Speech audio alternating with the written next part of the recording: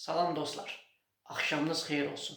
Hər birinizi salamlayıram, hər birinizin hər vaxtınız xeyir olsun deyirəm. Mən Anar Hümmətli.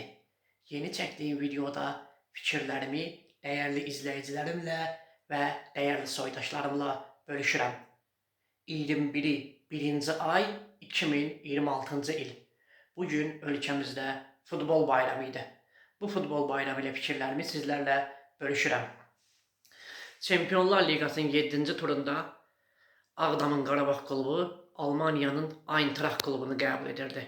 İlk əvvəl bu komandalar haqqında lap əvvəl oyun 13 il əvvəl 2013-cü ilin avqust ayında baş tutub. Avroliqanın təsisat mərhələsində. Bakıda Eintracht Qarabağı 2-1 qalib gəlib, səfərdə də öz yerində Qarabağın qapısından 2 cavabsız top keçirmişdir. Bu dəfə isə Qarabağ Çempionlar Liqasının qrup mərhələsində, yəni 7-ci turunda 13 il əvvəlki qisasını aldı.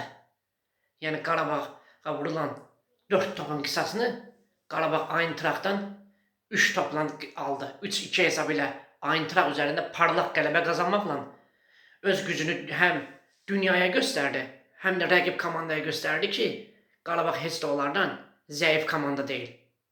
İlk əvvəl Qarabağ Futbol Klubunun baş məşqçisi Qurban Qurbanov olmaqla bütün futbolçularını və Qarabağ azarkeşlərini ürəkdən təbrik edirəm. Bu komandaya inanmaq lazımdır. Bu komandanın hər zaman yanında olmaq lazımdır. Komandanın qələbəsi də bizimdir dostlar. Məğlubiyyəti də bizimdir.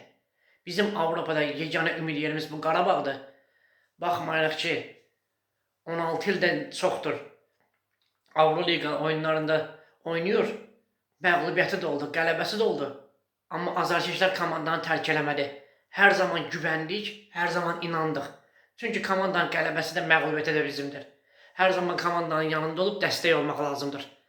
Qarabağ bu qələbə ilə həm dünyaya öz sözünü dedi, dünyaya gücünü göstərdi ki, Azərbaycan futbolu heç də dünyanın hegemon klublarından geri qalan futbol deyil. Yəni ölüm-dirim savaş apararaq sonunda yüksək nəticə əldə edən komandadır. Bəli, bugünkü gündə o ölüm-dirim savaşın şahidi olduq dostlar.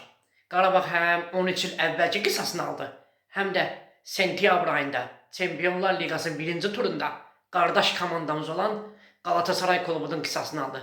Bəli, həmən Eintracht idi ki, Galatasaray klubunu 5-1 hesabı ilə məğlub etmişdi. Qarabağ meydana çıxaraq, yəni 2 qisas aldı Eintrachtdan. 13 il əvvəlki qisasını və qardaş komandasının qisasını aldı. Yəni bu deməkdir ki, qardaşına sataşsın, Qalatasarayın qardaşı da buradadır. Təbriklər Qarabağ, təbriklər Azərbaycan. Bütün Qarabağ azarkeşlərini təbrik edirəm. İnşallah yeni qələbələr arzusunda yaşayaq. Bir daha hər birinizi təbrik edirəm. Dostlar, bir sözlə deyim ki, yeni videolardan xəbərdar olmaq istəyirsinizsə, Anar Hümmətli YouTube kanalına, Instagram səhifəsinə və TikTok səhifəsinə abunə olun. Çox sağ olun dostlar, gecəniz xeyir qalsın.